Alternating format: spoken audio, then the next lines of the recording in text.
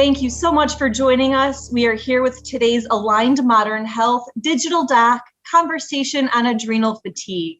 We appreciate your time being spent with us today, and we are looking very much forward to this conversation. Just in case it's your first time joining us with the Aligned Modern Health Digital Doc team, we wanted to give a little bit of information about who we are and what we do.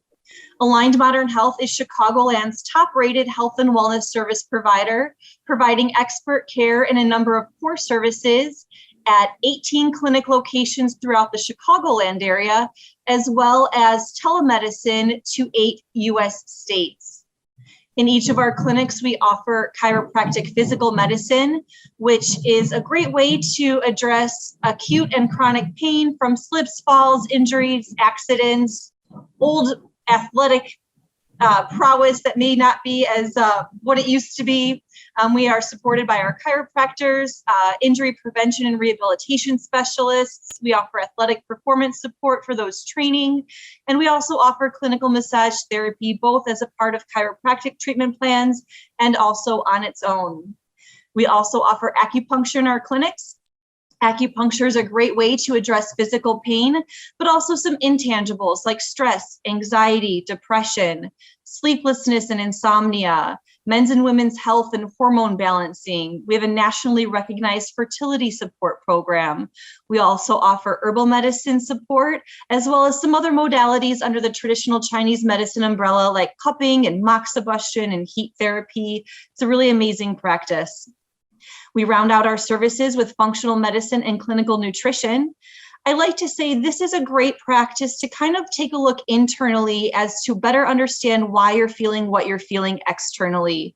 This program supports gastrointestinal and autoimmune concerns, bloating, constipation, fatigue, migraines, food sensitivity testing, weight management, nutritional counseling, among other internal conditions and concerns. Treatment plans at Aligned Modern Health aim to get to the root cause by looking at the whole person and not just one symptom or condition. Most often, these different practices work really well together, and cross-treating or cross-referring through our different practices really maximize the benefits of our treatment plans. With all that said, it's absolutely my pleasure to turn this conversation over to Dr. Blake Butler and Eric Schrock, who will be talking about adrenal health. Thank you, Janine. And I'm Dr. Blake Butler, a functional medicine provider here at Aligned Modern Health, and I practice via our virtual clinic. I'm actually licensed to practice in 8 states, and I focus on blood chemistry interpretation, brain chemistry, the gut-brain connection, thyroid function, and other hormonal-related imbalances. And I'm excited to have this conversation today on adrenal dysfunction. I think it's a very unique topic, and I think we have a really cool opportunity to dive into much more detail. I do have a background in chiropractic, but my postgraduate focus is via functional medicine, and I look forward to having this conversation today with Eric. All right. Thank you, Dr. Butler. So my name is Eric Schrock, and I'm a licensed acupuncturist at Aligned Modern Health in our Evanston clinic. I studied a 4-year master's program at Pacific College of Health Sciences, where I earned my master's degree in science and a diplomate in Oriental medicine as well, which is more herbal focused. After the program, I went on to work on a couple cruise ships for some fun and some experience too. And then I made my way back to Chicago, where I've been working for Aligned for going on 4 years now. I love treating a variety of concerns, whether that is women's health or pain, chronic headaches, those kinds of things. But of course, I do see quite a bit of adrenal fatigue in clinic, which is why I suppose I was asked to speak here today. I like to incorporate a few things into my practice. One of them I really enjoy is some meditation. Of course, there are many different kinds, but any really to get myself on track for the day and then my patients as well.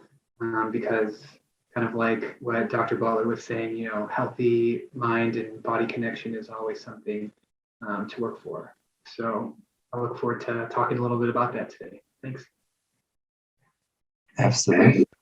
And let's talk about adrenal fatigue. And for the purpose of this conversation, we're going to use the term adrenal fatigue as opposed to HPA axis dysfunction or adrenal dysregulation. I find that adrenal fatigue is much easier to understand. However, conventionally speaking, it's not commonly used because typically there are pathologies related to adrenal dysfunction, i.e. Addison's or Cushing's syndrome. And for the purpose of this topic, we will simplify it and use adrenal fatigue. And quite simply, over time, our adrenal glands start to break down, and our adrenal glands sit on top of the kidneys and they produce cortisol, which is our stress hormone, in addition to a few other hormones to regulate our body's systems. And as we start to see prolonged stressors impact our health, we start to see an inability to produce cortisol, aldosterone, and DHEA. And this correlates with adrenal fatigue. Oftentimes, if we see adrenal fatigue, people experience general fatigue. They also experience body aches, anxiety or depression, sleep disturbances, brain fog, hair loss, weight change, or weight loss resistance, in addition to low libido and frequent infections. Quite simply, too much stress hormone over time packs on weight and makes us feel cloudy. And that's an early indicator of the alarm stage in which our stress hormones are high. Over time, we start to see that pattern diminish as stress hormones start to drop secondary to our inability to produce them effectively due to persistent chronic stress. And then we establish the exhaustion or adrenal fatigue type stage in which we start to experience these symptoms. And there's a variety of conditions associated with adrenal fatigue, including irritable bowel syndrome or IBS, leaky gut, cognitive decline, in addition to metabolic syndrome, type 2 diabetes, and autoimmune conditions. So this is a pretty broad topic, and adrenal function can impact multiple body systems. So it's going to be fun to really break it down in more detail today, because oftentimes this is overlooked or misdiagnosed. And it's our job from a functional standpoint to get to the root cause of dysfunction so we can then create the appropriate care plan from a dietary and lifestyle standpoint to help recover. And before we start this conversation, I like to use the analogy of recharging our batteries. If you think about a full battery, we have the ability to respond to external stressors. However, if these stressors continue to come at us over time, we essentially see that battery drop and we start to see the need to recharge, and our stress resistance or our resilience to stress really diminishes. And that's when these symptom patterns start to come about and we see burnout. So Eric, I'm curious, from your perspective and from a traditional Chinese medicine approach, how would you describe adrenal fatigue? It's pretty similar to what you were speaking about, Dr. Butler. Adrenal fatigue in Chinese medicine is most closely related to our kidney system. In Chinese medicine, we do, of course, have the organs, but we also have the systems or the channels associated with them. So there are other system involvements as well, like the heart and the spleen and on, but I think we'll just stick with the kidney component today. So basically, when people are stressed out, if they are overexerting themselves, if they don't have proper sleep habits, and on, it will start to tax our kidney systems. And over time, if it keeps going on, in Chinese medicine, we say you have these, you have like your essence or your reserve tanks, like the battery analogy that you were using. And so it starts to deplete these things. And your essence in Chinese medicine is what you are born with, right? So it comes from your parents, it comes from your parents' parents, and it goes on and on. So you have a certain amount of this essence within you, and you build other energies, through food and drink and so on throughout life. But if you are burning through those, the food and the drink, too quickly through overexertion and so on, you will start to deplete this jing or this essence that you were given at the beginning of your life. And this can then turn into premature aging and unfortunately can create a downward spiral of your symptoms as well, making your symptoms worse and worse. So your sleep may get worse, your stress may get worse. And if you don't do anything about it, it can be a little bit more difficult to pop out of it down the road without any other types of intervention. Yeah, I think that's a great explanation, and it really allows us to bring that East meets West approach as we look at this from a TCM standpoint or an acupuncture standpoint and a functional medicine standpoint. And I think it's really important that we have strategies to recharge the batteries or to reestablish and support that essence that you described. How does acupuncture specifically support that essence? So we'll talk first, of course, lifestyle habits are one of the first things that we would have to correct. And I think that is probably what you do as well in your practice. So we want to make sure we're eating correctly, we're not overexerting ourselves, we're taking care of our minds through meditation or exercise or whatever it is that helps you stay on track. But then, of course, with Chinese medicine, I love acupuncture. That's what I do every single day, even sometimes to my folks on the weekends. And so we try to get the body back in balance, focusing as efficiently as possible. There are so many ways for our bodies to become kind of stuck, and through acupuncture, we can help free those blockages and help promote growth, I guess, from within. Also, Chinese herbal medicine is really great at helping to build back some of the energy that you may have burned through or are lacking. So with a combination of herbal medicine and acupuncture, we can help build you and free up any blockages that may be hampering your ability to heal. Yeah, I couldn't agree more. And I think that's a really important part of this process as it relates to recovering from adrenal fatigue patterns. Oftentimes, there's a variety of symptoms that correlate with adrenal fatigue, so it can be hard to diagnose. So from my standpoint, since I like to look at data to help support our decisions from a clinical point of view, I usually perform comprehensive testing related to our stress hormone throughout the day via salivary testing that allows us to look at a lot of detail related to cortisol, and we can compare normal to abnormal, and we can then create the appropriate personalized plan to help regulate cortisol or stress hormone at the appropriate time. Because cortisol should be very high in the morning. You should jump out of bed with energy. You should feel ready to go for the day. You should be alert and oriented to everything around you. And then it should diminish throughout the evening to the point where we have a very low cortisol at night, and our melatonin, which is inversely related to cortisol, increases and puts us to sleep. If there's a breakdown at all in that system, we've got to figure out where that breakdown is. And then we have to establish a plan to help support that. And I personally find that people who utilize acupuncture in this recovery process do much better. And I think that has a lot to do with the management on our parasympathetic nervous system. Can you give us some details as it relates to the parasympathetic nervous system and acupuncture? Of course. So a lot of the times, a lot of us are running on a exaggerated sympathetic nervous system, I guess. And so acupuncture immediately will help you. I mean, immediately, like within a minute or two, once you're on the table, will help bring down that sympathetic response. Maybe your heart rate is racing. And I see this a lot in first-time patients as well. If they're a little bit nervous about acupuncture, and then within a minute or so, they realize, oh, wow, this is really kind of taking a load off. It really does feel like that. And with a change in your lifestyle, a little bit of acupuncture at the beginning, you can start to create those changes within so that your sympathetic system isn't running wild all the time, and you're able to tap into that more rest and digest mode when appropriate, of course. And I love the analogy, or not the, but I love when you brought up the cortisol level spiking. They're supposed to go up during the day, and then at night they're supposed to kind of go down. We have a thing in Chinese medicine where we say that the yang is supposed to be outward during the day. So that's like yin and yang. Most of us have heard of that, or yin yang, as I've heard it called before. So yeah, this yang, this outward energy is really held and released by the kidneys and other systems also. So we kind of see the yang as the sun. When you look at how our world works, the sun kind of goes away into hiding at night, and things get cool and quiet. So our body also has that. This yang energy is like the sun energy. And so during the day, we want to be energetic and focused. But then at night, of course, we want that sun, that yang energy to anchor back within our kidney system and help us relax and go to sleep.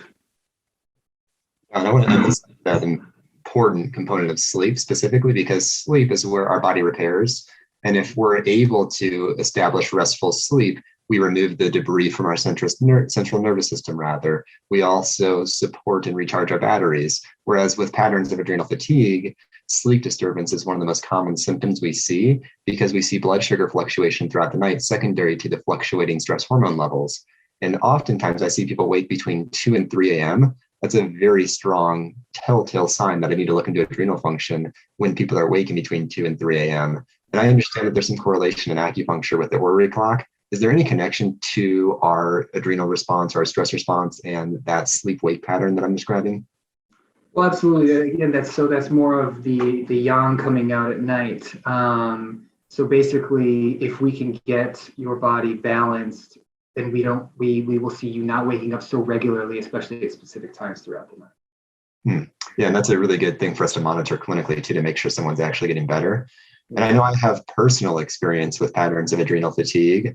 I had a period of time in which I was training for a race. I was working relatively hard, and I started to experience issues with sleep patterns. I started to have a very difficult time getting out of bed in the morning. And I actually started to experience changes to my thyroid function, in which my labs results came back abnormal. And I developed trends related to hypothyroidism or low thyroid hormone output, which then drives fatigue, brain fog, and change in mood patterns. And it took a while, but we actually realized, working with a functional medicine provider myself, that I had patterns related to adrenal dysfunction. And we had to use strategies to help essentially recharge the batteries and build my stress response. So I'm curious, what do you do to help recharge the batteries or prevent stress from having a negative impact on your own personal health, Eric? Personally, of course, I do get stressed out here and there. I do like to exercise. And I'm guilty for doing a little bit too much of it. I just think it kind of goes back to, childhood kind of things. But anyways, in the past several years, I've really started to see the importance of having a meditation practice. So typically, at least in the mornings, I try to do it a few times a day, at least checking in. But in the mornings, I'll have my main session where I sit and I have a specific practice I've been working on for a number of years that helps to get me focused. My mind is on track for the day. I'm trying to tap into that parasympathetic nervous system. So what that does is it helps me set the groundwork for later on. Okay, what's going on? Why am I a little bit stressed out? And I'll bring myself back to either that practice or a simple mindfulness practice. And mindfulness is sometimes people get scared to start a practice like that because they say, oh, well, I can't do it. I can't shut my mind off. But all mindfulness is paying attention to what's going on in your mind. So what are you thinking? So a simple mindfulness practice could be when you're eating. You know what you're eating, you know that you're chewing, you're paying attention to the different flavors. And then you're trying not to start thinking about other things. And so if your mind starts to wander into what you have to do later or what's going on in the news, you recognize that's your mindfulness practice, and you bring it back to the task at hand, whether that's eating or washing the dishes or even working. And then, super experienced practitioners, unlike myself, because I can't do it. But super experienced people can actually stay mindful while they are falling asleep, and then very few can actually stay mindful while asleep. And that's, sometimes people could do that while they're lucid dreaming as well. So just, try to stay in the moment, try to catch yourself when you begin a cycle of wandering thoughts. Yeah, and that helps. Yeah, and I think it's what we're learning about mindfulness practices as it relates to neuroplasticity. Basically, our brains can change based on our activities or the stimuli that we allow in. And over time, we have different neurons or brain cells that begin to wire together and fire together. So if you're more mindful about how you go about life, we see a change within the brain, and we can see more of a parasympathetic tone or dominance, or a rest and digest type dominance. And that reduces the likelihood of expressing adrenal fatigue or adrenal dysfunction. In fact, you mentioned eating and being mindful about eating. That's actually something our dietitians talk about all the time with our patients from a functional standpoint, because stress hormone thins the intestinal lining. It has a negative impact on the gut microbiome, which basically looks at the balance between the good and bad bacteria. And it makes people more susceptible to digestive dysfunction, because if they're not focused on the task at hand and they're focused on a stressful event to come throughout the day, we essentially take blood from the digestive tract and we send it to our muscles externally. And that's not going to allow us to digest very well. And then we see patterns related to digestive dysfunction, IBS-like symptoms, or malabsorption, because we don't have the appropriate nervous system response at the time of eating to allow us to bring in our nutrition. So this comes into play from a whole system standpoint and a holistic standpoint. Beyond just patterns of adrenal fatigue, our ability to be mindful can impact our overall health and digestive health. I love it. It all comes together, right? All avenues, we kind of figure it all out in the end. Sometimes it takes a little bit longer for one area to come on board or the other, So yeah. Oh, absolutely. And I think it's really important that we continue to talk about some recharge strategies as it relates to regulating the stress response. So we have some action items for everyone. And one thing that I like to note prior to diving into this is that not all stress is bad. We have good stress, and our body should be able to adapt to stress. So we can't remove all stressors externally, but we can improve our adaptability.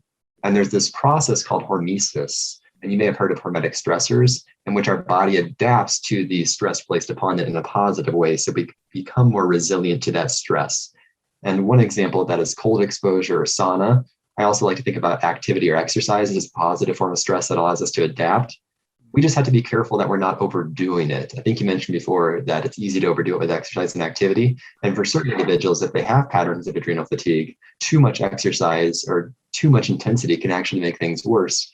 And it's important to know how to establish exercise strategies or lifestyle strategies to help regulate that. So hormesis is a cool topic that I like to dive into. Are there any other recharging of the battery type strategies that you recommend, Eric?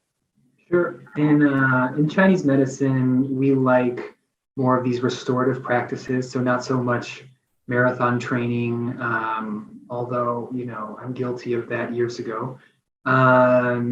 Yoga is great. I would say maybe stay away from too much hot yoga just because you're expending a lot more energy than you really have to. I know it's really super popular nowadays.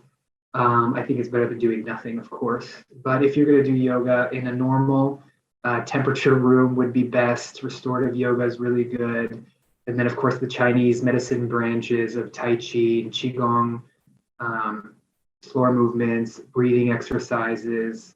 In Chinese medicine, there is a huge correlation between the kidneys and the lungs. And so if you start to develop good breathing habits and you do breathing exercises at home, it can start to strengthen your kidney energies as well. So all of those are really good. And even walking around the block just to get your heart rate up a little. Preferably you're not breathing through your mouth. So at a pace where you could still breathe through your nose, but you're still feeling a little bit of exertion as opposed to a snail's pace. Yeah, that's a great point you bring up regarding breath. And oftentimes, if you watch people breathe, you can see that people breathe through their chest and shoulders, and they're using the accessory muscles of respiration. That doesn't allow us to breathe through the diaphragm. I have to think about it all the time as well. Yeah. And if we're not breathing through the diaphragm deep into the belly, we're not then driving that rest and digest response. In fact, our body actually perceives stress when we breathe through these muscles because we're not getting the appropriate oxygen. And breath, whether it be through the nostrils or alternate nostrils via techniques, can really impact our stress response. And we can use breathing techniques to support recovery from a stress standpoint. And I think that's something that's really interesting with each individual we partner with. And I think with each plan, we have to make sure that we have a full understanding of what's going on in that case. Because if you think about it this way, if you were to scratch your hand and we didn't find out what those potential triggers were contributing to the irritation or stress to the system, we can't then systematically remove that to allow the hand to recover. And that's the same with the body. We have to figure out whether or not it's external stressors, food, bad bugs, or other environmental factors that could be contributing to the stress. And then we have to work to remove those factors while then rebuilding and repairing the tissue that's been damaged, secondary to that common irritant. So I think it's really important that we individualize care. And that's why I love partnering with, acupuncturists and the team, physical medicine providers, and taking this integrative approach. Do you find that people tend to get better when we couple care as opposed to just using acupuncture or functional medicine alone? I love it because both of our practices, we do try to find that root cause, that deeper issue of what's going on instead of just treating the symptoms. And so we will both get to a root cause that line up, right? We just have different languages for it. And if you're treating, you're doing your testing and then treating through supplementation and diet, and then I'm treating through acupuncture, herbal medicine, I have found that most of the time patients do recover quite a bit faster. And then it's nice because then we could share in the credit at the end. Yeah, absolutely. And I think it's so cool that we come oftentimes to the same explanation. We just explain it in a different way because there's different terminology or language surrounding our forms of healthcare and medicine. So it's really unique to see that. And I think that as we continue to have this conversation, we're going to open up this to a Q&A section. So going forward, if you do have questions regarding this topic, please share via the Q&A comment box. And as I put in one final note regarding stress, I like to talk about stress as it relates to our brain function. And with adrenal fatigue, we often see brain fog.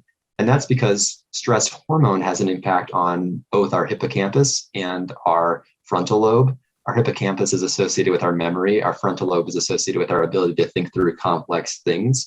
And if those are impacted over time due to irregular stress hormone rhythms, we start to see changes in cognition. We start to see increased risk factors for degenerative change, i.e. dementia, Alzheimer's, and we can see poor concentration and poor focus. So if you're experiencing that as an individual, make sure you're considering looking into these stress mechanisms via advanced testing or partnering with the TCM practitioner to perform more extensive workup, because that can be really impactful in the long run. If we can catch those trends early, it makes a big difference in long-term outcomes.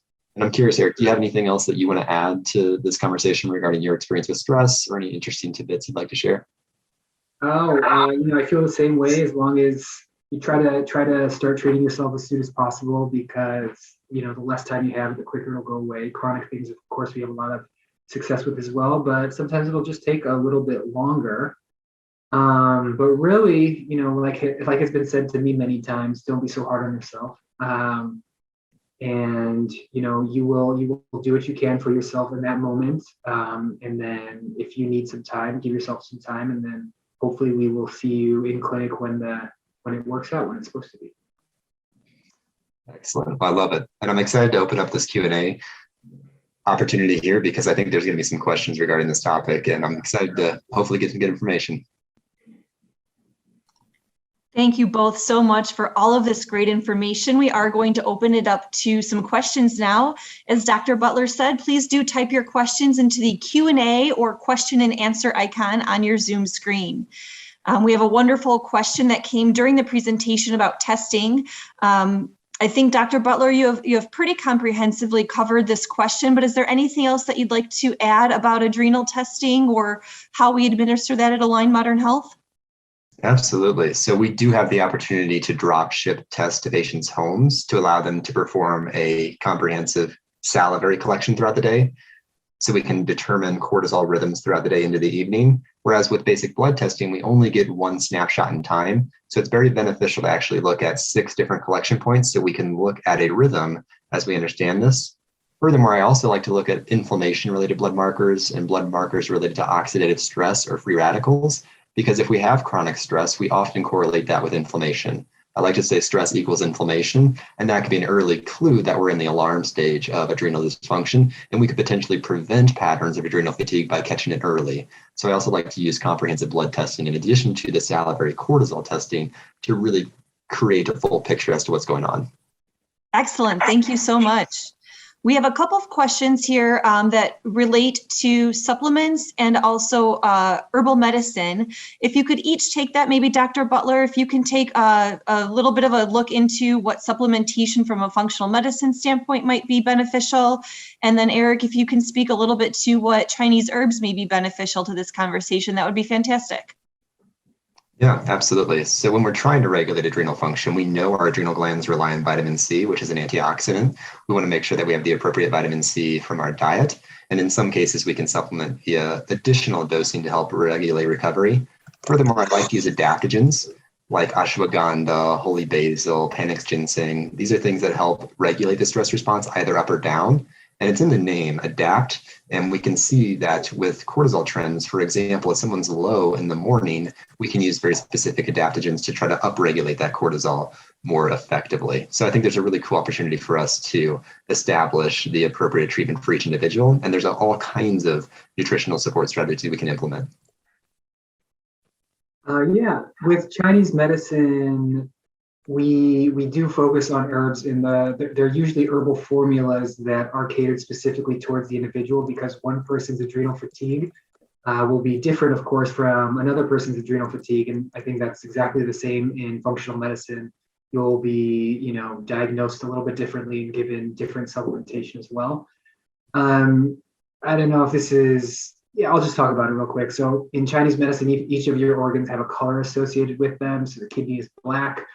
So you would start to incorporate darker foods, dark leafy greens, black sesame seeds, but mainly eating a well-balanced diet. And then if we wanted to go down the herbal medicine route, it would be best to, talk to us because there's so many different Chinese herbal formulas that can treat similar things. But something easy to do would be at night have chamomile tea, or during the day, just to help bring down your stress levels a little bit. Excellent. Thank you both. We have a great question here about sleep. One of our guests for a few months now has been unable to fall asleep, often due to racing heartbeat or getting overheated. This particular guest has tried some common remedies like magnesium, meditation, breathing, but is concerned about cortisol now. And this guest also wakes up during the night. Anything that you'd like to address here? Eric, would you like to take on first? Yeah, so it sounds like you're doing some of the right things. You've started meditation and different supplements like magnesium. I couldn't tell you exactly what to do, unfortunately, because I would like to talk to you a little bit to see what other kinds of symptoms you have. But really, if you're bringing down, it sounds like, if you're getting hot at night, your heart is racing, you do want to bring down that stress response. So keeping up, I don't know how far along in your meditation practice you are, but keeping up a routine of that every night and even in the mornings, you will find that the benefits will grow as time goes on. So definitely continue with that. Writing in a journal always helps kind of process things that may be aggravating you through the day. And then, if you can, of course, stop in and see one of us, at least for a consultation, because then we can get a little bit of a bigger picture of what's going on in your life and then have more specific advice for you. Yeah, I think that's it. And furthermore, when I hear a pattern like this in which someone's not responsive to initial mindfulness meditation or magnesium support, I'm going to consider blood sugar imbalance in addition to inflammation. Oftentimes, if we see what's called dysglycemia or irregular blood sugar trends, that can impact our sleep and temperature regulation. Furthermore, if we're inflamed, it can be very hard to turn off that sympathetic or fight or flight type response prior to bed. So there could be patterns of inflammation, and we may want to figure out what's causing that inflammation so we can work to reduce that. And in addition to managing blood sugar, so you can be more responsive to the good mindfulness practices that you're implementing. Thank you both so much. And that's a really great moment to remind everybody that we do offer free 15-minute consultations in our clinics and via telemedicine.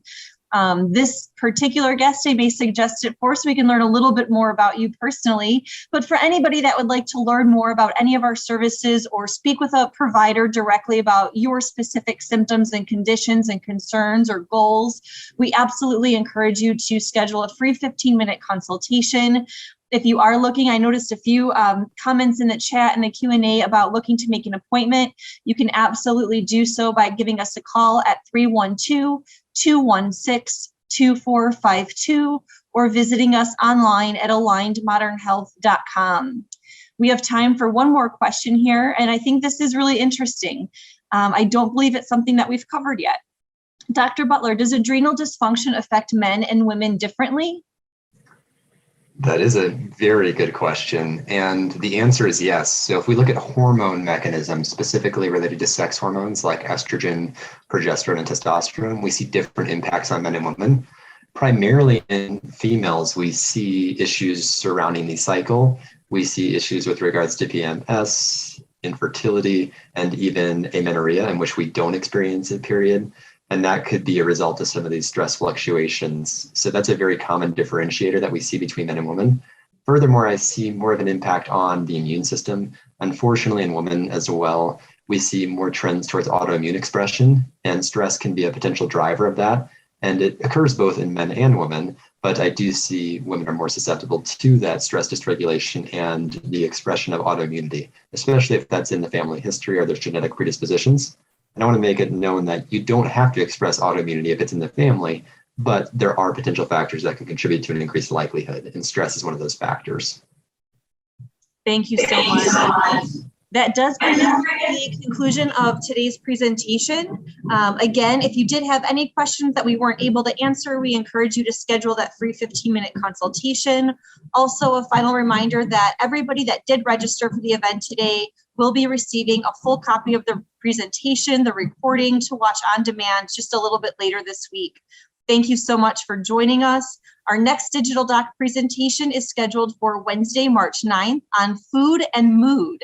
So we hope to see you there. Eric, thank you. Dr. Butler, thank you. And thank you to all of the guests that have joined us today. We hope you have a great day. Cheers. Thank you. Thank you.